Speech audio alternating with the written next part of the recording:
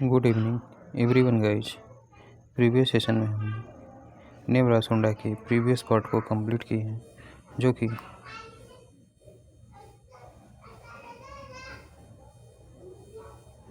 किससे संबंधित था, तो अदर पेस्ट ऑफ राइस से संबंधित था, जिसके अंतर्गत हमने लास्ट में डिस्कस किए थे। कौन सा था? तो यह राइस ग्रॉसहॉपर था।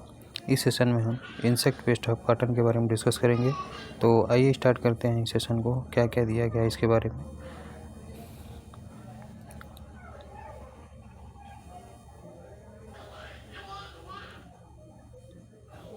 इंसेक्ट पेस्ट ऑफ कॉटन यानी कॉटन के इंसेक्ट पेस्ट। पहले नंबर का जो कॉटन का इंसेक्ट पेस्ट है उसका नाम है कॉटन जैसिड।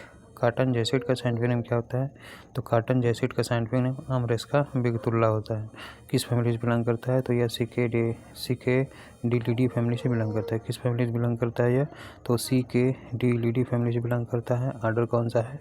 तो यह हेमिप्टेरा ऑर्डर के अंतर्गत आता है। Next point, destructive pest of American cotton यानी कि जो कॉटन जैसिड यानी कॉटन जो जैसिड होता है यह अमेरिकन कॉटन का डिस्ट्रक्टिव पेस्ट होता है। फिर से कॉटन जो जैसिड होता है यह अमेरिकन कॉटन का डिस्ट्रक्टिव पेस्ट होता है। Next point, nymphs are wedge shaped and adult are winged form यानी कि जो कॉटन जैसिड का निम्फ होता है यह वेज शेप्ड का होता है और इसका जो एडल्ट होता है इसमें विंग्ड फॉर्म पाया जाता है। नेक्स्ट है सिम्टम्स की बात करते हैं। तो कॉटन जैसिड का सिम्टम क्या होता है? तो adult and nymph cause injury to crops यानी कि इसके एडल्ट और निम्स दोनों ही फसलों में इंजरी करने का काम करते हैं। Is due to loss of sap जिसके कारण सैप का जो है लॉसेस देखने को मिलता है। And probably also due to the injection of toxins और इसके साथ ही साथ यह टॉक्सिन्स को भी इंजेक्ट कर देते हैं प्लांट के लिप्स में। Next point related to symptoms of cotton jassid, yellowing and downward rolling or cupping of leaves due to toxins यानी कि इस टॉक्सिन्स के कारण जो पत्तियां होती हैं, इसका टॉक्सिन्स के कारण जो पत्तियां होती हैं वो कप लाइक स्ट्रक्चर में दिखाई देने लगती हैं या फिर नीचे की तरफ यह रोलिंग आउट देखने को मिलता है और पत्तियां जो होती हैं वो पीले रंग की हो जाती हैं। पत्तियां जो होती हैं वो पीले रंग की हो जाती हैं। नेक्स्ट क्या है? तो नेक्स्ट दूसरे नंबर का कॉटन में वाइट फ्लाई यानी दूसरे नंबर पे दिया है कॉटन वाइट फ्लाई। कॉटन में जो लगने वाला वाइट फ्लाई इसका साइंटिफिक नेम क्या होता है? तो इसका साइंटिफिक नेम बेमेसिया टोबेसी होता है। किस फैमिली से बिलोंग करता है? तो एडी रोडीडी फैमिली से बिलोंग करता है। यह ऑर्डर कौन सा है? तो यह हेमिप्टेरा ऑर्डर से बिलोंग करता है। First point related to cotton white fly, the pale yellow body is slightly dusted with a white waxy powders यानी कि जो इसका यानी कि the pale yellow body is slightly dusted with a white waxy powders यानी cotton white fly का जो body होता है यह हल्के येलो रंग के साथ होता है। यानी कि इसका यानी कि कॉटन वाइट फ्लाई का जो बॉडी होता है यह पेल येलो या फिर हल्का पीले रंग का होता है। Is slightly dusted with a white waxy powders और यह सफ़ेद वैक्सी पाउडर के साथ हल्के डस्ट के रूप में देखने को मिलता है। Next point, they have 2 pairs of pure white wings और इसमें जो होते हैं 2 शुद्ध वाइट विंग्स के जोड़े पाए जाते हैं। And have prominent long hand wings और इसमें जो प्रोमिनेंट होता है वो लॉन्ग हैंड विंग्स भी पाया जाता है। यानी कि इसमें क्या पाया जाता है? तो प्रोमिनेंट लॉन्ग हैंड्स विंग्स भी देखने को मिलता है। सिम्टम्स की बात करते हैं तो डैमेज डन बाय 2 टाइप्स यानी कि यह 2 प्रकार से डैमेज करने का काम करता है। पहले नंबर पे दिया है the vitality of plants is lowered through the loss of cell sap यानी कि जो प्लांट की वाइटलिटी होती है या फिर प्लांट की जो वाइटलिटी होती है यह सेल शेप को लॉस के द्वारा कम कर देती है। फिर से the vitality of the plant is lowered through the loss of cell sap यानी कि प्लांट की जो वाइबिलिटी होती है, वाइटलिटी होती है या फिर जीवन क्षमता होती है वह उसके सेल शेप को ख़त्म करके कम कर देती है। यानी कि जो प्लांट की जीवन काल होता है वह प्लांट के सेल शेप को ख़त्म करके उसको कम कर देता है। यानी प्लांट की वाइबिलिटी को ख़त्म कर देता है। फिर से सेल सैप को ख़त्म कर यानी कि सेल सैप के लॉस के द्वारा प्लांट की जो वाइटलिटी होती है उसको लोअर्ड या फिर कम कर देता है। दूसरे नंबर पे क्या आता है, तो दूसरे नंबर पे दिया the normal photosynthesis is impaired with due to the growth of a sooty mould on the honeydew excreted by the insect. यानी कि नॉर्मल फोटोसिंथेसिस इज इंटरफेयर्ड, यानी कि जो प्लांट का नॉर्मल फोटोसिंथेसिस होता है बहुत ही ज़्यादा इंटरफेयर हो जाता है या फिर बहुत ही ज़्यादा भ्रमित हो जाता है with due to the growth of a sooty moulds, जिसके कारण इसमें सूटी मोल्ड का ग्रोथ भी देखने को मिलता है। कहाँ पर देखने को मिलता है, तो यह हनी ड्यू यानी हनी ड्यू के ऊपर, यानी कि हनी ड्यू के ऊपर सूटी मोल्ड्स का ग्रोथ भी देखने को मिलता है साथ में बाय द इंसेक्ट। और यह किसके द्वारा किया जाता है, तो यह सीक्रेट किया जाता है इंसेक्ट के द्वारा। फिर से देख लेते हैं सेंटेंस, थोड़ा सा मिस्टेक बैठा है। तो the normal photosynthesis is interfered, यानी कि जो प्लांट का नॉर्मल फोटोसिंथेसिस होता है वो बहुत ही ज़्यादा प्रभावित हो जाता है with due to the growth of a sooty moulds on honeydew excreted by the insect, यानी इंसेक्ट के द्वारा जो हनी ड्यू का सिक्रेशन किया जाता है या फिर हनी ड्यू का जो प्रोडक्शन किया जाता है, तो इसी के कारण उस हनी ड्यू के ऊपर सूटी मोल्ड का ग्रोथ भी देखने को मिलता है। नेक्स्ट पॉइंट, अगले पॉइंट पे दिया है it transmit A number of viral disease including the leaf curl disease of tobacco, यानी कि it transmit A number of viral disease, यानी कि यह वायरल डिजीज के एक नंबर को ट्रांसमिट करने का काम भी करता है including the leaf curl disease of tobacco, जो कि टोबैको के लीफ कर्ल डिजीज के रूप में जाना जाता है, वेन कर्लिंग डिजीज के रूप में जाना जाता है, जो कि ओकरा में वेन कर्लिंग डिजीज होता है एंड द कर्लिंग ऑफ सिस्मा, यानी सिस्मा में जो लीफ कर्ल होता है एंड ओकरा में जो वेन कर्लिंग डिजीज होता है एंड टोबैको में जो लीफ कर्ल डिजीज होता है, इन सभी को मिलाकर यह वायरल डिजीज को ट्रांसमिट करने का काम करता है। फिर से वाइट फ्लाई जो होता है किस प्रकार की डिजीज को वो ट्रांसफ़र करने का काम करता है, तो सिस्मा में लीफ कर्ल को ट्रांसमिट करने का काम करता है, ओकरा में वेन कर्लिंग डिजीज को ट्रांसमिट करने का काम करता है एंड टोबैको में लीफ कर्ल डिजीज को यह ट्रांसमिट करने का काम करता है। नेक्स्ट है मैनेजमेंट कैसे करते हैं, तो वाइट फ्लाई का मैनेजमेंट जो है किस तरह से किया जाता है, तो क्या दिया है, कॉटन में जो वाइट फ्लाई होता है इसको हम मैनेजमेंट कैसे करते हैं, तो देख लेते हैं मैनेजमेंट के बारे में। Both jassid and white fly can be effectively manage by spraying of imidacloprid 200 SL at the rate 75 gram active ingredient प्रति हेक्टेयर और thiamethoxam at the rate 45 gram active ingredient प्रति हेक्टेयर, यानी कि जैसिड्स एंड वाइट फ्लाई दोनों को बहुत ही प्रभावकारी तरीके से मैनेज किया जा सकता है। किसके द्वारा, तो इमिडाक्लोप्रिड 200 SL की 75 ग्राम एक्टिव इंग्रेडिएंट प्रति हेक्टेयर के हिसाब से जब हम प्लांट में स्प्रे कर देते हैं तो इससे निजात पाया जा सकता है। या फिर थायोमेथोक्साम का 45 ग्राम मात्रा एक्टिव इंग्रेडिएंट प्रति हेक्टेयर के हिसाब से प्रयोग कर देंगे तो इसे मैनेजमेंट हो जाएगा। नेक्स्ट है spray of dimethoate eight the rate 1 ml of litre of water, यानी कि इसके स्थान पर हम डाईमेथोएट का भी स्प्रे कर सकते हैं। कितनी मात्रा में, तो 1 ml पर लीटर वाटर में मिलाकर। तीसरे नंबर का जो कॉटन का इंसेक्ट पेस्ट है उसका नाम है कॉटन बॉलवर्म। कॉटन बॉलवर्म का साइंटिफिक नेम होता है पैक्टिनोफोरा गोसिपिएला होता है। किस फैमिली से बिलोंग करता है, तो यह जिलीचिडी फैमिली से बिलोंग करता है। ऑर्डर कौन सा होता है, तो लेपिडियोप्टेरा ऑर्डर होता है। First point related to pink bollworm most destructive pest of cotton, यानी कि सर्वाधिक कॉटन का विनाशकारी जो इंसेक्ट पेस्ट होता है वो आपका कॉटन बॉलवर्म ही होता है।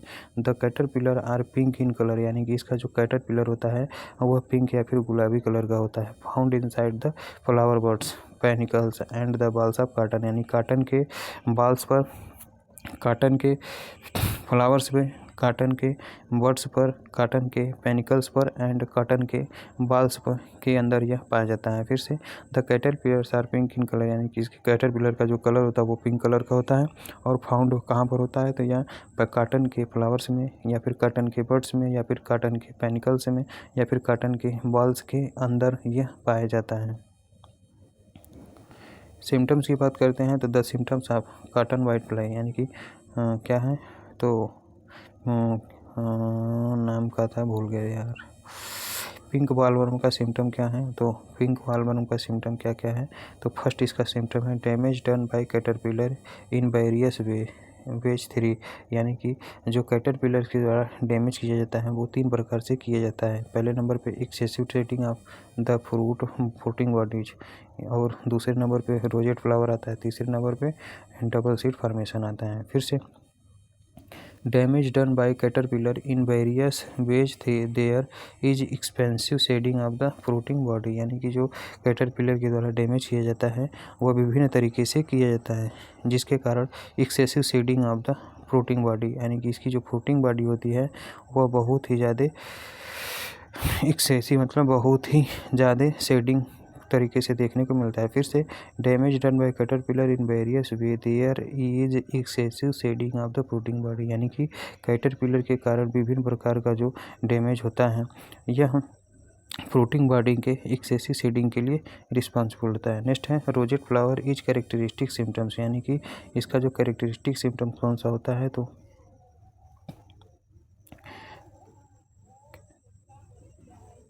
काटन के पिंक वाला, यानी कि पिंक बॉलवर्म काटन, यानी काटन का जो पिंक बॉलवर्म होता है इसका जो कैरेक्टरिस्टिक सिम्टम्स कौन सा होता है, तो रोजेट फ्लावर इसका कैरेक्टरिस्टिक सिम्टम्स होता है। Next point the total shedding is caused by all the bollworms collectively 1/2 may be due to the attack of pink bollworm, यानी कि total shedding is caused by all of the bollworms collectively 1/2 may be due to the attack of pink bollworm, यानी कि जो cotton में total shading होता है, यानी कि काटन में जो बाल का टोटल शेडिंग होता है या फिर टोटल जो बाल नीचे की तरफ गिर जाते हैं, तो उन सभी में अगर देखा जाए तो केवल 1/3 यानी कि आधा भाग केवल पिंक बॉलवर्म के कारण ऐसा होता है। फिर से देख लेते हैं इस पॉइंट को, the total shedding is caused by the all the bollworms collectively 1/2 may be due to the attack of pink bollworm, यानी कि सभी प्रकार के बॉलवर्म्स के द्वारा जो टोटल काटन का शेडिंग होता है, यानी काटन के बॉल का शेडिंग होता है, फिर टोटल बॉल के जो शेडिंग होता है मतलब नीचे गिर जाता है, तो उसमें से आधा जो है खाली पिंक बॉलवर्म इंसेक्ट के कारण देखने को मिलता है। नेक्स्ट है डबल सीड फॉर्मेशन किसके कारण होता है, तो जो पिंक बॉलवर्म होता है इसके कारण डबल सीड फॉर्मेशन भी देखने को मिलता है। The 2 adjoining seeds are joining together within damage boll by pink bollworm, यानी कि पिंक बॉलवर्म के द्वारा बाल के डैमेज होने के साथ जो 2 सीड्स होते हैं वो आपस में एक दूसरे से चिपक जाते हैं, तो इसी को हम डबल सीड फॉर्मेशन के नाम से जानते हैं। फिर से the 2 adjoining seed are joining together within damaged boll by pink bollworm, यानी पिंक बॉलवर्म के द्वारा जो भी बॉल डैमेज होता है उसके जो सीड्स होते हैं वो एक दूसरे के साथ जो है एडजॉइन हो जाते हैं या फिर चिपक जाते हैं, तो इसी के कारण काटन में डबल सीड फॉर्मेशन से देखने को मिलता है।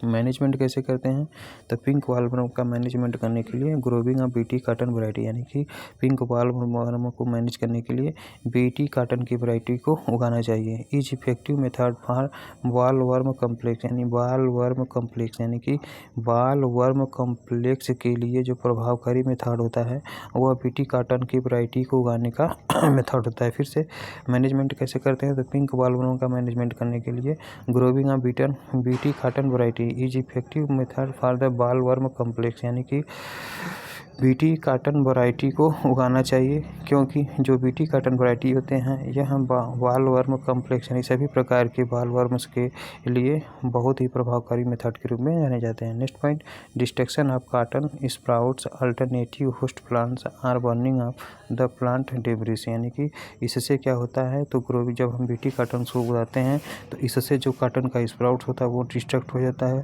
अल्टरनेटिव होस्ट ऑफ प्लांट भी डिस्ट्रक्ट हो जाते हैं, and burning of the plant debris, यानी कि जो प्लांट्स के डेब्रिस पार्ट होते हैं उसको जला दिया जाता है और प्लांट के होस्ट प्लांट को जो है अल्टर्ड कर दिया जाता है, अल्टरनेटिव कर दिया जाता है, और काटन के स्प्राउट्स को डिस्ट्रक्ट कर दिया जाता है। फिर से प्लांट के डेब्रिस वाले यानी कि प्लांट्स के जो डेब्रिस वाले पार्ट होता है उसको जला दिया जाता है, और होस्ट प्लांट के अल्टरनेट यानी कि होस्ट प्लांट का अल्टरनेटिव इसमें लगाना चाहिए, यानी जिसे हम ट्रैप क्रॉप के रूप में कहते हैं। और काटन का जो स्प्राउट है उसको भी डिस्ट्रक्ट कर देना चाहिए। Next point, deep ploughing with furrow turning plough done by the end of February, यानी कि फरवरी के अंत में डीप प्लाउइंग कर देना चाहिए, यानी कि फरवरी के अंत में फील्ड में डीप प्लाउइंग या फिर गहरी जुताई कर देना चाहिए। विथ फरो टर्निंग प्लाउ, यानी कि किससे करना चाहिए, तो फरो टर्निंग प्लाउ के द्वारा करना चाहिए। फिर से deep ploughing done by the end of February, यानी फरवरी के अंतिम महीने में डीप प्लाउइंग या फिर गहरी जुताई कर देनी चाहिए। और यह गहरी जुताई जो हो फरो टर्निंग प्लाउ से करनी चाहिए। नेक्स्ट पॉइंट, लार्वल पैरासिटाइड, जिसे हम ब्रैकॉन ग्रीनी के नाम से जानते हैं या फिर किलोनस पेक्टिनोफोरी के नाम से जानते हैं, इसका प्रयोग करना चाहिए। यानी पिंक बार्म के कंट्रोल के लिए, यानी पिंक बार्म के कंट्रोल करने के लिए लार्वा पैरासिटाइड का प्रयोग करना चाहिए, जिसका नाम ब्रैकन ग्रीनी है या फिर किलोनस पेक्टिनोफोरी होता है।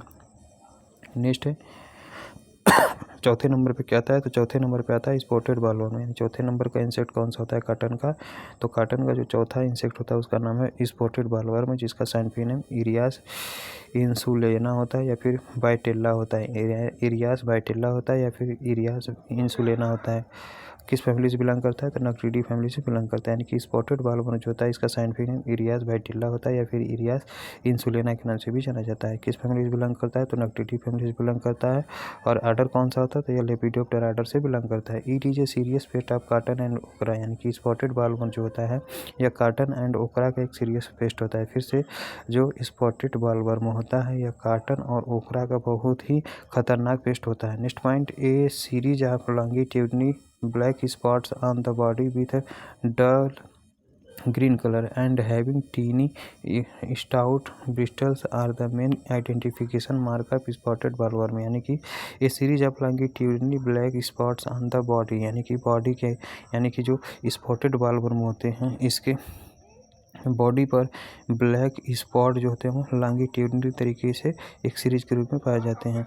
विथ डल ग्रीन कलर, और यह किस कलर के होते हैं, तो बहुत ही गहरे हरे रंग के दिखाई देते हैं। And having tiny stout bristles, और इसमें जो है टीनी स्टाउट ब्रिस्टल्स भी पाए जाते हैं। Are the main identification mark of spotted bollworm, यानी यही सब जो था वो स्पॉटेड बालवर्म का बहुत ही मुख्य आइडेंटिफिकेशन सिम्टम्स होता है या फिर मार्क होता है या फिर चिन्ह होता है। नेक्स्ट है सिम्टम्स ऑफ स्पॉटेड बालवर्म, यानी स्पॉटेड बालवर्म का कौन कौन सा सिम्टम्स होता है, तो स्पॉटेड बालवर्म का जो सिम्टम्स होते हैं, पहले नंबर पे आता है cause heavy shedding of fruiting body, यानी फ्रूटिंग बॉडी में बहुत ही ज़्यादा, यानी इसके कारण जो फ्रूटिंग बॉडी होती है उसमें बहुत ही ज़्यादा सीडिंग देखने को मिलता है। नेक्स्ट है फ्लेयर स्क्वायर, जिसे हम फ्लेयर अप के नाम से जानते हैं। इस कैरेक्टरिस्टिक सिम्टम्स, यानी कि जो फ्लेयर स्क्वायर होता है या फिर फ्लेयर अप जो होता है यह बहुत ही कैरेक्टरिस्टिक सिम्टम होता है किसका, तो स्पॉटेड बालवर्म का। Next point, in the attacked balls the lint is spoiled bye larval feeding, यानी कि in the attacked balls the lint is spoiled bye larval feeding, यानी कि जब इसका बॉल अटैक्ड हो जाता है तो लिंट इसकी जो होती है वो लार्वल फीडिंग के साथ स्पॉइल्ड हो जाती है। फिर से in the attacked balls the lint is spoiled by the larval feeding, यानी कि जब इसका बाल अटैक, यानी कि जब इसका बाल प्रभावित हो जाता है या फिर डैमेज हो जाता है या फिर अटैक हो जाए, जब इसके बाल में अटैक हो जाता है तो इसका लिंट जो होता है वो स्पॉइल्ड हो जाता है। किसके द्वारा, तो लार्वल फीडिंग के द्वारा, यानी लार्वल फीडिंग के द्वारा जब अटैक हो जाता है स्पॉटेड बालवर्म में, तो इसका बॉल्स जो होता है, इसके बॉल्स में जो लिंट पाया जाता है वो पूरी तरह से स्पॉइल्ड हो जाता है। Next point, the infected balls open prematurely and produce poor lint resulting in lower marker values, यानी कि the infected ball open prematurely, यानी कि जो प्रभावित बॉल्स होते हैं यह मैच्योर होने से पहले ही खुल जाते हैं। एंड प्रोड्यूस पुअर लिंट, जिसके कारण बहुत ही ख़राब क्वालिटी के लिंट को यह प्रोड्यूस करने का काम करते हैं, जिसके परिणाम स्वरूप मार्केट की जो वैल्यू होती है वो पूरी तरह से घट जाती है। किसके कारण होता है, तो स्पॉटेड बालवर्म के कारण ऐसा देखने को मिलता है। नेक्स्ट है अदर पेस्ट ऑफ काटन, यानी काटन में जो अन्य पेस्ट लगने वाले हैं वो कौन कौन से हैं, तो पहले नंबर पे आपका डस्की कॉटन बग होता है। डस्की कॉटन बग का साइंटिफिक नेम आग्जी कैरिनस ल्यूटस होता है।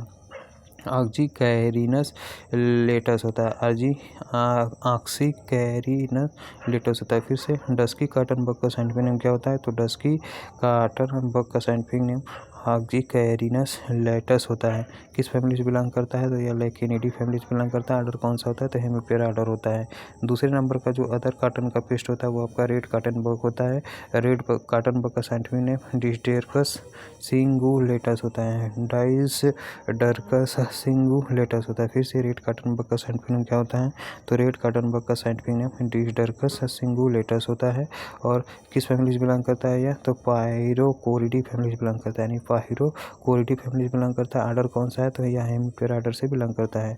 Red cotton bug stand the lint in ginning factory, यानी जीनिंग फैक्ट्री में इसके लिंट को जो है स्टेन किया जाता है। फिर से रेड कॉटन बग यानी कि जो लाल रंग का कॉटन बग होता है इसको स्टेन किया जाता है कहाँ पर? तो जीनिंग फैक्ट्री में, यानी जीनिंग फैक्ट्री में इसके स्टेन को जो है कि जीनिंग फैक्ट्री में रेड कॉटन बग के लिंट को स्टेन किया जाता है। When it is crushed with cotton, जो कि जब इसके कॉटन के साथ क्रश्ड किया जाता है। नेक्स्ट है अमेरिकन बालवर्म। अमेरिकन बालवर्म का साइंटिफिक नेम क्या होता है? तो अमेरिकन बालवर्म का साइंटिफिक नेम हेलिकोवर्पा अमीजर होता है। किस फैमिली से बिलोंग करता है? तो नक्टेटिव फैमिली से बिलोंग करता है। ऑर्डर कौन सा होता है? तो यह लेपिडोप्टेरा ऑर्डर होता है। फिर से अमेरिकन बालवर्म का साइंटिफिक नेम क्या होता है? तो अमेरिकन बालवर्म का साइंटिफिक नेम हेलिकोवर्पा अमीजरा होता है। नक्टेटिव फैमिली से बिलोंग करता है एंड लेपिडोप्टेरा इसका ऑर्डर होता है। चौथे नंबर पे क्या आता है? तो कॉटन लीफ रोलर रहता है। चौथे नंबर पे क्या आता है? तो चौथे नंबर पे आपका कॉटन लीफ रोलर आता है। कॉटन लीफ रोलर का साइंटिफिक नेम क्या होता है? तो साइलेप्टा डेरोजेटा होता है, यानी कि कॉटन लीफ रोलर का साइंटिफिक नेम क्या होता है? तो सिलेप्टा डेरोगेटा होता है। किस फैमिली से बिलोंग करता है? तो पायरालिटी फैमिली से बिलोंग करता है। ऑर्डर कौन सा होता है? तो ये लेपिडोप्टेरा ऑर्डर से बिलोंग करता है।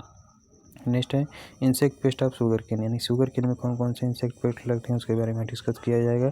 तो पहले नंबर पे आपका लगता है शुगर केन में टॉप बोरर लगता है, जिसका साइंटिफिक नेम टाइफोराइजा या फिर सर्फोफाइगा निवेला होता है, यानी कि टाइफोराइजा निवेला या फिर सर्फोफाइगा निवेला होता है। किस फैमिली बिलोंग करता है? तो पायरालिटी फैमिली से बिलोंग करता है। ऑर्डर कौन सा होता है? तो यह लेपिडोप्टेरा ऑर्डर से बिलोंग करता है। First point related to top borer, caterpillar are creamy white are glabrous and the moths are pure white in colour, यानी कि जो इसका कैटरपिलर होता है वह क्रीमी वाइट होता है या फिर ग्लूगिस कलर का होता है। And the moths are pure white in colour, और इसका जो मोस होता है वो पूरी तरह से प्योर वाइट इन कलर के रूप में देखने को मिलता है। नेक्स्ट है सिम्टम्स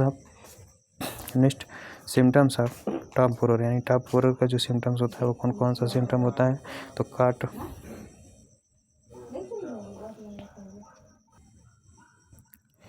नेक्स्ट है symptoms of insect pest of sugar cane, यानी जो टॉप बोरर होता है, यानी कि शुगर केन में जो टॉप बोरर होता है इसका सिम्टम्स क्या होता है? तो शुगर केन में जो टॉप बोरर होता है इसका जो मेन सिम्टम्स होता है, young plants attacked by caterpillar so characteristics reddish sticks on the midrib, यानी कि जो शुगर केन का यंग प्लांट्स या फिर जो नौजवान प्लांट्स होता है जब यह टॉप बोरर के द्वारा प्रभावित हो जाता है तो इसके कैटरपिलर्स के द्वारा विभिन्न प्रकार के कैरेक्टरिस्टिक्स हमें देखने को मिलते हैं। यह कैरेक्टरिस्टिक्स आपका reddish sticks on the midrib, यानी कि इसके मिड रिप्स में जो रेडिश स्टिक्स होता है वह देखने को मिलता है। फिर से young plants attacked by caterpillar so characteristics reddish sticks on the midrib, यानी कि कैटरपिलर्स के द्वारा जब यंग प्लांट्स में अटैक हो जाता है, यानी टॉप बोरर के कैटरपिलर्स के द्वारा जब शुगर केन के न्यू प्लांट्स में या फिर यंग प्लांट्स में अटैक हो जाता है तो इसके कारण बहुत ही ज़्यादा कैरेक्टरिस्टिक देखने को मिलता है, जो कि reddish sticks on midrib, यानी कि मिड रिप पर रेडिश स्टिक्स के कैरेक्टरिस्टिक देखने को मिलते हैं। Next point, they show a number of shoot holes in leaves with ultimately cause dead hearts, यानी कि इसके फिर से they show a number of shoot holes in leaves, यानी कि पत्तियों में शूट होल्स, यानी पत्तियों में जो है शूट होल्स की एक संख्या दिखाई देती है जो कि अल्टीमेटली डेड हर्ट के रूप में देखने को मिलती हैं। फिर से they show a number of shoot holes in leaves, यानी पत्तियों में शूट होल्स का एक बहुत ही ज़्यादा संख्या देखने को मिलती है और अल्टीमेटली और बाद में यह पूरी तरह से डेड हर्ट में बदल जाती है। Next point, next point, after cane formation it attacks the terminal portion of the canes causing bunchy tops, यानी कि यदि केन यानी आफ्टर केन फॉर्मेशन यानी केन के फॉर्मेशन के बाद यानी केन के फॉर्मेशंस के बाद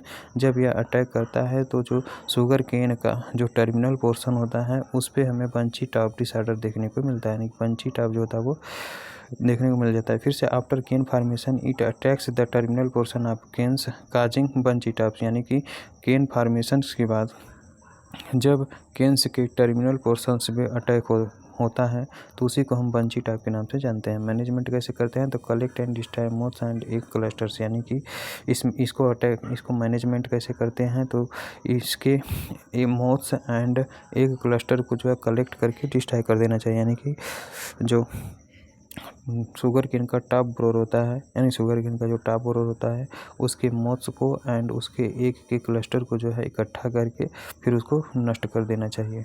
next point, the cut the attacked shoot at ground level from April to June, यानी cut the attacked shoot at ground level from April to June, यानी कि कट द अटैक शूट से, यानी कि शुगर केन का जो shoot होता है जब इसको हम यानी कि the cut the attacked shoot at ground level from April June, यानी कि अप्रैल से जून के बीच में ग्राउंड लेवल पर इसके प्रभावित शूट को काट देना चाहिए। फिर से cut the attacked shoot at ground level from April to June, यानी कि जब शुगर केन टॉप बोरर से प्रभावित हो जाए, पूरी तरह से प्रभावित हो जाए तो अप्रैल से जून महीने में, यानी कि अप्रैल से लेकर जून महीने के बीच में इसको ग्राउंड लेवल से काट देना चाहिए, यानी कि ग्राउंड की सतह से या फिर यानी कि भूमि की सतह से काट देना चाहिए। Next point, application of carbofuran 3G eight the rate 25 kilogram प्रति हेक्टेयर, यानी कि कार्बोफ्यूरान 3G की 25 किलोग्राम मात्रा प्रति हेक्टेयर के हिसाब से एप्लीकेशन करना चाहिए, या फिर कारताप हाइड्रोक्लोराइड की 4G मात्रा का 25 किलोग्राम प्रति हेक्टेयर के हिसाब से जुलाई में प्रयोग करना चाहिए, यानी कारताप हाइड्रोक्लोराइड की 4G मात्रा 25 किलोग्राम प्रति हेक्टेयर के हिसाब से जुलाई में प्रयोग करना चाहिए। नेक्स्ट है शुगर केन लीफ हॉपर, अगले नंबर पे क्या आता है तो नेक्स्ट नंबर पे आपका शुगर केन लीफ हॉपर आता है, यानी कि शुगर केन का जो दूसरा इंसेक्ट होता है उसका नाम है शुगर केन लीफ हॉपर होता है, जिसका साइंटिफिक नेम पायरिला पर्पुसिल्ला होता है। किस फैमिली से बिलोंग करता है तो ये लोफोपीडी फैमिली से बिलोंग करता है। आर्डर कौन सा होता है तो हेमिप्टेरा आर्डर होता है। फिर से दूसरे नंबर का जो इंसेक्ट होता है वो आपका शुगर केन लीफ हॉपर होता है। शुगर केन लीफ हॉपर का साइंटिफिक नेम पायरिला पर्पुसिल्ला होता है। किस फैमिली से बिलोंग करता है तो लोफोपीडी फैमिली से बिलोंग करता है। आर्डर कौन सा होता है तो हेमिप्टेरा आर्डर होता है। First point related to sugar cane leafhopper, jet like body posture, यानी कि जेट लाइक बॉडी पास्चर, यानी कि जो इसका बॉडी पास्चर होता है वो जेट की तरह दिखाई देता है। Next point, the leafhoppers are very agile, यानी कि इसमें जो लीफ हॉपर्स होते हैं बहुत ही वेरी एजाइल यानी बहुत ही एजाइल तरीके से दिखाई देते हैं। And jumps around in large number, और यह बहुत ही संख्या यानी कि लार्ज नंबर यानी बहुत संख्या में यह उड़ते रहते हैं, यानी बहुत संख्या में यह जंप करते रहते हैं। ठीक, jump around in large number making a fan noise, यानी कि यह फैंट नॉइज, यानी कि जिसके कारण यह फैंट नॉइज का फॉर्मेशन करते हैं। फिर से the leafhoppers are very agile, यानी कि इसके जो लीफ हॉपर्स होते हैं बहुत ही एजाइल तरीके के होते हैं। And jump around in large number, और बहुत बड़ी संख्या में यह जंप करके चारों तरफ उड़ते रहते हैं, जंप करते रहते हैं, जिसके कारण एक फैंट नॉइज का फॉर्मेशन होता है। When a person walk through heavily infested fields, यानी कि जब एक पर्सन इस प्रभावित फील्ड पर घूमते रहते हैं तो वहाँ पर बहुत बड़ी संख्या में ये जो होते हैं चारों तरफ जंप करके उड़ते रहते हैं।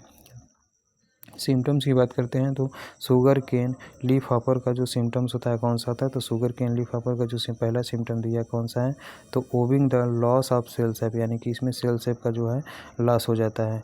The leaves turn pale yellow, यानी कि जो पत्तियों का कलर होता है वो येलो हो जाता है, यानी कि हल्का पीला हो जाता है। श्रीवेल अप लेटर, और बाद में यह जो होता है श्रीवेल अप हो जाता है। Next point, leaf hopper secret ए थिक ट्रांसपेरेंट लिक्विड, यानी कि जो इसका लीफ हॉपर्स होता है यानी कि लीफ हॉपर जो होते हैं एक मोटे ट्रांसपेरेंट लिक्विड को सीक्रेट करने का काम करते हैं, जिसे हम हनी ड्यू के नाम से जानते हैं। फिर से लीफ हॉपर्स सीक्रेट ए थिक ट्रांसपेरेंट लिक्विड, यानी कि जो लीफ हॉपर्स होते हैं यह मोटे ट्रांसपेरेंट लिक्विड को सीक्रेट करने का काम करता है, जिसे हनी ड्यू के नाम से जानते हैं। On which black mould in developed, यानी कि honey be on which black mould is developed, जो कि एक काले माउल्ड को विकसित करने का काम करता है। Next point, leave acquires a silky black appearance, यानी कि इसके पत्तियों पर जो है सिल्क यानी लीव्स एक्वायर ए सिकली ब्लैक अपीयरेंस, यानी कि इसकी पत्तियां जो होती हैं वह सिकली ब्लैक अपीयरेंस के रूप में दिखाई देती है। And the attacked craft can be spoiled from A distance, यानी कि जो प्रभावित फसल है यह कुछ दूरी से या फिर कुछ दूरी से स्पॉइल्ड हो जाती है। फिर से, attacked craft can be spoiled from A distance, यानी कि जो प्रभावित फसल होती हैं यह कुछ दूरी से पूरी तरह से स्पॉइल्ड हो सकती हैं। मैनेजमेंट कैसे करेंगे, तो इसका मैनेजमेंट करने के लिए स्प्रे मेलाथियन 50 cc @ 1 लीटर प्रति हेक्टेयर, यानी कि इसको कंट्रोल करने के लिए मेलाथियन की 1 लीटर मात्रा प्रति हेक्टेयर के हिसाब से प्रयोग करना चाहिए। नेक्स्ट है, एक पैरासीटाइड का भी प्रयोग करते हैं, यानी कि इसके कंट्रोल के लिए एक पैरासीटाइड का भी प्रयोग करते हैं, जिसमें आपका इपीराइकेनिया मिलेनोल्यूगा आता है। यानी कि किसको कंट्रोल करने के लिए, तो शुगर केन में जो लगने वाला लीफ हॉपर होता है इसके कंट्रोल करने के लिए एक पैरासीटाइड का प्रयोग करते हैं, जिसका नाम क्या है, तो इसका नाम है इपीराइकेनिया मिलेनोल्यूगा होता है। This is a single parasitoid belong to the order Lepidoptera, यानी कि जो इपीराइकेनिया मिलेनोल्यूगा होता है यह एक प्रकार का सिंगल पैरासीटाइड होता है जो कि लेपिडोप्टेरा ऑर्डर से बिलोंग करता है। नेक्स्ट है, other pest of sugar cane, यानी शुगर केन में कौन कौन से अन्य पेस्ट लगते हैं उसके बारे में डिस्कस करते हैं। तो एक तो आपका शुगर केन वाइट फ्लाई होता है, यानी कि शुगर केन में वाइट फ्लाई जो लगता है इसका साइंटिफिक नेम एलियोरोबोलस बैरोडेंसिस होता है। फिर से, शुगर केन में जो वाइट फ्लाई लगता है इसका साइंटिफिक नेम क्या होता है, तो एलियोरोबोलस बैरोडेंसिस होता है। यह किस फैमिली से बिलोंग करता है, तो एलिरोडिडी फैमिली से बिलोंग करता है। ऑर्डर कौन सा होता है, तो हेमिप्टेरा ऑर्डर होता है। ओनली लिम्स cause damage by sucking self SAP, यानी कि इसके केवल लिम्स जो होता है वो काज करते हैं, और काज करके क्या करते हैं, तो जो सेल सैप होता है उसको सक कर जाता है। यानी कि ओनली लिम्स cause damage by sucking cell sap, यानी कि इसके नेम्स केवल डैमेज करते हैं इसके सेल सैप को सक करके। Yellowing streaks appears on the attacked leaves, यानी कि जो प्रभावित पत्तियां होती हैं उस पर स्टिक्स यानी कि येलोविंग स्टिक्स के रूप में दिखाई देता है। यानी कि जो इससे प्रभावित पत्तियां होती हैं उस पर येलोविंग स्टिक्स जो होते हैं वो अपीयर्स होते हैं। And A crop acquires A Polish green appearance, और जो फसल जो होते हैं यानी कि इससे जो प्राप्त फसल होता है वह अपोलिश ग्रीन अपीयरेंस दिखाई देता है। यानी कि इससे जो प्राप्त फसल होता है, क्वार्स फसल होता है, यह एपोलिश ग्रीन अपीयरेंस दिखाई देता है। दूसरे नंबर पे कौन सा इंसेक्ट आता है, तो शुगर केन मिलीबग, यानी शुगर केन में भी मिलीबग लगता है। तो शुगर केन में भी मिलीबग लगता है, कौन सा लगता है, तो सेकेरियोकोकस सेकेरी होता है। यानी कि शुगर केन में जो मिलीबग लगता है उसका साइंटिफिक नेम सेकेरिकोकस सेकेरी होता है। और किस फैमिली से बिलोंग करता है, तो यह सीडोकोकी यानी स्यूडोकॉक्सीडी फैमिली से बिलोंग करता है। ऑर्डर कौन सा होता है, तो हेमिप्टेरा ऑर्डर होता है। नेक्स्ट आपका शुगर केन सूट बोरर, यानी कि अगले नंबर का इंसेक्ट कौन है, तो नेक्स्ट नंबर का इंसेक्ट है sugar cane shoot borer. Sugar cane में जो सूट बोरर लगता है इसका साइंटिफिक नेम क्या होता है, तो शुगर केन में जो सूट बोरर लगता है उसका साइंटिफिक नेम काइलो इनफस्केटिलस होता है। और किस फैमिली बिलोंग करता है, तो पैरालिडी फैमिली बिलोंग करता है। ऑर्डर आपका लेपिडोप्टेरा होता है। फिर से, शुगर केन जो सूट बोरर होता है इसका साइंटिफिक नेम काइलो इनफस्केटिलस होता है। यह पैरालिडी फैमिली से बिलोंग करता है। ऑर्डर यह लेपिडोप्टेरा ऑर्डर से बिलोंग करता है। नेक्स्ट है गुरदासपुर बोरर का साइंटिफिक नेम क्या होता है, तो एसिकोना स्टेनिल्ला होता है। यानी कि गुरदासपुर बोरर का साइंटिफिक नेम क्या होता है, तो गुरदासपुर बोरर का साइंटिफिक नेम एसिकोना स्टेनिला होता है। किस फैमिली से बिलोंग करता है, तो यह पैरालिडी फैमिली से बिलोंग करता है। ऑर्डर कौन सा होता है, तो यह लेपिडोप्टेरा ऑर्डर से संबंधित होता है। नेक्स्ट है आपका शुगर केन इंटरनोड बोरर, यानी कि शुगर केन में जो इंटरनोड बोरर लगता है इसका साइंटिफिक नेम क्या होता है, तो काइलोसैकेरीफैगस इंडिकस होता है। यानी कि शुगर केन में जो इंटरनोड्स बोरर लगता है, यानी कि शुगर केन में जो इंटरनोड्स बोरर लगता है इसका साइंटिफिक नेम काइलोसैकेरीफैगस इंडिकस होता है। किस फैमिली से बिलोंग करता है, तो यह पैरालिडी फैमिली से बिलोंग करता है। आर्डर कौन सा आता है तो लेपिडोप्टेरा आर्डर होता है। नेक्स्ट है आपका शुगर केन स्केल इंसेक्ट, यानी शुगर केन स्केल इंसेक्ट का साइंटिफिक नेम क्या होता है तो मेलानेप्सिस ग्लोमेरेटस होता है, ग्लोमेरेटस होता है। फिर से शुगर केन में जो स्केल इंसेक्ट रखता है इसका साइंटिफिक नेम क्या होता है तो मिलोनेप्सिस ग्लोमेरेटस होता है, मिलोनेप्सिस ग्लोमेरेटस होता है किसका तो शुगर केन स्केल इंसेक्ट का। नेक्स्ट है इंसेक्ट पेस्ट ऑफ बीट। अगले नंबर पे क्या आता है तो नेक्स्ट नंबर पे आपका इंसेक्ट पेस्ट ऑफ बीट आता है, यानी कि दूसरे नंबर नेक्स्ट नंबर का इंसेक्ट पेस्ट कौन सा है तो बीट में लगने वाली इंसेक्ट पेस्ट। पहले नंबर पे क्या आता है तो पहले नंबर पे आपका आर्मी वर्म ऑफ बीट आता है। बीट में लगने वाला जो आर्मी वर्म होता है इसका साइंटिफिक नेम क्या होता है तो बीट में जो आर्मी वर्म लगता है इसका साइंटिफिक नेम मिथिमना सेपराटा होता है, मिथिमना सेपराटा होता है। किस फैमिली से बिलोंग करता है तो नक्टीडी फैमिली से बिलोंग करता है। आर्डर कौन सा होता है तो लेपिडोप्टेरा आर्डर होता है। First point related to armyworm of wheat. The freshly emerged larva spine threads from which they suspend themselves in air, and they then with the help of air current reach from one plant to another. Early stage feed on tender leaves in central holes of the plants, but later caterpillars are able to feed on older leaves and sclerize them totally.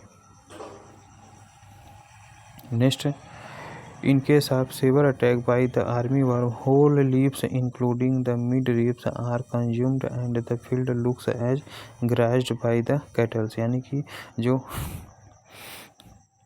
Army worm से जो प्रभावित यानी कि army worm से प्रभावित जो फिर से in case of severe attack by the armyworm, यानी कि से आर्मी वर्म का जब बहुत ही ज़्यादा अटैक हो जाता है गेहूं के खेत में तो इससे जो संपूर्ण पत्तियां होती हैं यह मिड रीप के साथ ही कंज्यूम हो जाती है। फिर से in case of severe attack by the armyworm, यानी कि आर्मी वर्म से जब आर्मी वर्म यानी कि इन केस ऑफ यानी कि आर्मी वर्म का जब व्हीट में बहुत ही ज़्यादा अटैक हो जाता है तो इससे संपूर्ण पत्तियों के साथ ही साथ जो मिड ड्रिप्स भी होता है वह भी कंज्यूम्ड हो जाता है या फिर वह खा जाते हैं। एंड फील्ड जो होता है वो पूरी तरह से जैसे कि पशु न चर रहे हैं, यानी कि जैसे कोई फील्ड पर पशु चर गया होता है क्रॉप्स को तो उसी की तरह यह दिखाई देता है। Next point spray quinalphos 25 cc @ 500 ml प्रति हेक्टेयर, यानी कि इसके कंट्रोल के लिए या फिर आर्मी वर्म के कंट्रोल के लिए क्विनाल्फास की 25 EC यानी क्विनाल्फास 25 EC की 500 ml मात्रा प्रति हेक्टेयर के हिसाब से प्रयोग करते हैं। दूसरे नंबर पर क्या आता है तो दूसरे नंबर का इंसेक्ट है गुजिया बेबिल। इसका साइंटिफिक नेम क्या होता है तो टैनीमेकस इंडिकस होता है, यानी कि गुजिया बेबिल का साइंटिफिक नेम क्या होता है तो गुजिया बेबिल का साइंटिफिक नेम टैनीमेकस इंडिकस होता है। किस फैमिली से बिलोंग करता है तो कोर्कुलियोनिटी फैमिली से बिलोंग करता है। और किस आर्डर से बिलोंग करता है या तो कोलियोप्टेरा आर्डर से बिलोंग करता है। First point related to gujia weevil, it is specific pest of wheat nursery, यानी कि जो गुजिया बेबिल होता है वो व्हीट की नर्सरी का एक विशिष्ट पेस्ट होता है। Next point damage caused by adult weevil only, यानी कि जो गुजिया बेबिल होता है यह केवल एडल्ट बेबिल के द्वारा ही डैमेज का कास्ट करता है। फिर से यानी damage caused by adult weevil only, यानी कि गुजिया बेबिल में केवल जो एडल्ट बेबिल होते हैं वही बहुत ही ज़्यादा प्रभावित करके फसलों को नष्ट करने का काम करते हैं। They cut the germinating seedlings at the ground level, यानी कि पृथ्वी की सतह पर जितने भी जर्मिनेट होने वाले सीडलिंग्स होते हैं उनको काटने का यह काम करते हैं। कौन गुजिया बेबिल, यानी कि ग्राउंड सतह से यानी कि ग्राउंड के लेवल से जो जितने भी जर्मिनेटिंग सीडलिंग होते हैं उनको कट करने का काम करते हैं। कौन गुजिया weevil. Mainly damage is done in the month of October November, यानी गुजिया बेबिल का सबसे ज़्यादा अटैक कब किस महीने में देखने को मिलता है तो गुजिया बेबिल का सबसे ज़्यादा अटैक जो होता है वो अक्टूबर से लेकर नवंबर महीने में ज़्यादातर देखने को मिलता है। Other insect pest of wheat, यानी व्हीट के अन्य इंसेक्ट पेस्ट, यानी व्हीट के अन्य इंसेक्ट पेस्ट कौन से होते हैं तो इसमें आपका टर्माइट आता है। टर्माइट का साइंटिफिक नेम ओडोटर्मस ओबेसिस होता है। किस फैमिली से बिलोंग करता है तो यह टर्मिटिडी फैमिली से बिलोंग करता है। आर्डर कौन सा होता है तो टर्माइट का आर्डर होता है आपका आइसोप्टेरा होता है। आई फार इसमें आई दिखता है और इसमें भी आई है तो टर्माइट जो होता है वो आइसोप्टेरा से बिलोंग करता है। दूसरे नंबर पे कौन सा आता है तो व्हीट में एफिड लगता है, व्हीट में एफिड लगता है। इसका साइंटिफिक नेम क्या होता है तो मैक्रोसाइफॉर्म मिसकैंथी होता है। फिर से बीट में जो एफिड लगता है उसका साइंटिफिक क्या होता है, तो बीट में जो एफिड लगता है उसका साइंटिफिक मैक्रोसाइफम मिसकैंथी होता है। किस फैमिली बिलोंग करता है, तो ये एफिडिटी फैमिली बिलोंग करता है। आर्डर कौन सा होता है, तो एफिड के लिए आर्डर आपका हेमिप्टेरा होता है। नेक्स्ट है आपका वाइट माइट, यानी कि बीट में माइट लगता है, यानी कि बीट में जो माइट लगता है इसका साइंटिफिक क्या होता है, पेट्रोबिया लेटेंस होता है। यानी कि बीट में जो माइट लगता है उसका साइंटिफिक क्या होता है, तो पेट्रोबिया लेटेंस होता है।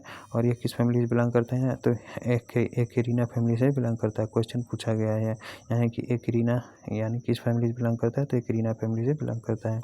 नेक्स्ट है insect pest of pearly millet, यानी पर्ली मिलेट या फिर बाजरा में कौन कौन से इंसेक्ट पेस्ट लगते हैं, तो पहले नंबर पे वाइट ग्रब लगता है। यानी कि बाजरा में कौन कौन से पर्ली मिलेट लगते हैं, तो पहले नंबर पे वाइट ग्रब लगता है। वाइट ग्रब का साइंटिफिक नेम होलोट्रैकिया खांसनगोनिया होता है। किस फैमिली से बिलोंग करता है, तो मेलोन्थेनिडी फैमिली से यहाँ बिलोंग करता है। दूसरे नंबर पे टर्माइट आता है। टर्माइट का साइंटिफिक नेम ओडोंटोटर्मस ओबेसस होता है, ये आपका टर्मिटिडी फैमिली से बिलोंग करता है। तीसरे नंबर पे रेड हेयरी कैटरपिलर आता है, इसका साइंटिफिक नेम एमसेक्टा मूरी होता है, यह आपका आर्किडिडी फैमिली से बिलोंग करता है। आर्किडिडी फैमिली से बिलोंग करता है। चौथे नंबर पे आपका सूट फ्लाई आता है, और सूट फ्लाई का साइंटिफिक नेम एथेरिगोना सोकाटा होता है, यह आपका म्यूसिडी फैमिली से बिलोंग करता है। नेक्स्ट है इंसेक्ट पेस्ट ऑफ मेज, यानी मेज में कौन कौन से इंसेक्ट पेस्ट लगते हैं उसके बारे में डिस्कस करेंगे। तो मेज में लगने वाले इंसेक्ट पेस्ट में पहले नंबर पे आता है मेज या फिर सोरगम स्टेम बोरर, यानी कि मेज में जो इंसेक्ट पेस्ट लगता है उस पर वो पहले नंबर पे आता है मेज और सोरगम स्टेम बोरर। यानी कि मेज में या फिर सोरगम में जो स्टेम बोरर लगता है इसका साइंटिफिक नेम क्या होता है, तो इसका साइंटिफिक नेम काइलोपार्टेलस है। यानी मेज हो चाहे ज्वार हो चाहे मक्का हो, इन दोनों में जो स्टेम बोरर लगता है उसका साइंटिफिक नेम होता है काइलोपार्टेलस होता है। पायरिलिडी फैमिली से बिलोंग करता है। आर्डर आपका लेपिडोप्टेरा होता है। नेक्स्ट पॉइंट, फर्स्ट पॉइंट इससे है most destructive pest of maize and sorghum, यानी कि जो मेज या फिर सोरगम स्टेम बोरर होता है वो सर्वाधिक विनाशकारी पेस्ट होता है किसका, तो मेज एंड सोरगम का होता है। Next point, caterpillar infect the crop usually 1 month after sowing, यानी कि बुआई के 1 महीने बाद ही सामान्यतः इसके कैटरपिलर्स जो होते हैं फसलों को बहुत ही ज़्यादा प्रभावित करते हैं। Next point, eat cause pin holes on leaves, यानी कि पत्तियों के ऊपर यह पिन होल्स के रूप में काज करते हैं। Next point, growing points of central shoots are dried up, यानी कि जो growing points of central shoots are dried up, यानी कि जो सेंट्रल सूट्स होते हैं इसके ग्रोविंग पॉइंट्स जो होते हैं वो पूरी तरह से ड्राइड अप या फिर सूख जाते हैं। काज डेड हर्ट्स, इसके कारण जो हमें डेड हर्ट्स देखने को मिलता है। नेक्स्ट पॉइंट, द इन्फेस्टेशन में बी नोटिस्ड टिल हार्वेस्टिंग, यानी कि हार्वेस्टिंग के तुरंत बाद यह इसका इन्फेस्टेशन जो होता है वो देखने को मिलता है। फिर से द इन्फेस्टेशन में बी नोटिस्ड टिल हार्वेस्टिंग, यानी कि इसका इन्फेस्टेशन जो होता है वो हार्वेस्टिंग के तुरंत बाद ही देखने को मिलता है फील्ड पर। Next point, larvae remains hibernate in maize stubbles, यानी मेज की स्टबल्स में जो लार्वा होता है बहुत ही ज़्यादा हाइबरनेट के तरीके से देखने को मिलते हैं। मैनेजमेंट कैसे करते हैं, तो इसका मैनेजमेंट करने के लिए destroy stubbles weeds and alternate host, यानी कि इसके अल्टरनेट होस्ट को डिस्ट्रॉय कर देना चाहिए, इसके बीट्स को भी डिस्ट्रॉय कर देना चाहिए और इसके स्टबल्स को भी डिस्ट्रॉय कर देना चाहिए। नेक्स्ट है एप्लीकेशन ऑफ फोरेट 10G @ 20 किलोग्राम प्रति हेक्टेयर या फिर कार्बोफ्यूरान 3G @ किलोग्राम प्रति हेक्टेयर। वैल्यू नहीं दिया है क्या इसका, 25 दिया है वैल्यू यार। फिर से क्या करते हैं, तो इसके लिए एप्लीकेशन ऑफ फोरेट 10G @ 20 किलोग्राम प्रति हेक्टेयर या फिर कार्बोफ्यूरान 3G @ 25 किलोग्राम प्रति हेक्टेयर, यानी कि इसके कंट्रोल के लिए जो है फोरेट 10G की 20 किलोग्राम मात्रा प्रति हेक्टेयर के हिसाब से एप्लीकेशन करना चाहिए या फिर कार्बोफ्यूरान 3G की 25 किलोग्राम मात्रा प्रति हेक्टेयर के हिसाब से स्प्रे करना चाहिए। नेक्स्ट है रिलीज ऑफ कोटेशिया स्पेसीज, यानी कि यह किसको रिलीज करते हैं, तो यह कोटेशिया स्पेसीज को रिलीज करने का काम करते हैं या फिर एपेंटेलिस स्पेसीज को यह रिलीज करने का काम करते हैं। नेक्स्ट है मेज में कौन सा और अन्य पेस्ट कौन से लगते हैं, तो अदर पेस्ट ऑफ मेज, यानी मेज में लगने वाले जो अन्य पेस्ट कौन कौन से होते हैं, तो पहले नंबर पर आता है मेज का एफिड होता है। मेज का एफिड होता है, मेज की एफिड का साइंटिफिक नेम क्या होता है, तो यानी रेपालोसिफम मैडिस होता है। फिर से मेज में लगने वाला एफिड का साइंटिफिक नेम क्या होता है, तो मेज में जो एफिड लगता है उसका साइंटिफिक नेम रेपालोसिफम मैडिस होता है। किस फैमिली से बिलोंग करता है, तो ये आपका एफिडिटी फैमिली से बिलोंग करता है। आर्डर कौन सा होता है, तो हेमिप्टेरा आर्डर इसका होता है। दूसरे नंबर पे आता है यूरोपियन कार्निवोरर, यानी दूसरे नंबर पे क्या आता है, तो दूसरे नंबर पे यूरोपियन कार्निवोरर आता है। इसका साइंटिफिक नेम एस्टोनिया ऑस्ट्रीनिया नोबिलिस होता है, यानी कि यूरोपियन कार्निवोरर का साइंटिफिक क्या होता है, तो यूरोपियन कार्निवोरर का साइंटिफिक ऑस्ट्रेनिया न्यूबिलेलिस होता है। किस फैमिली बिलोंग करता है, तो पायरेलिडी फैमिली से बिलोंग करता है।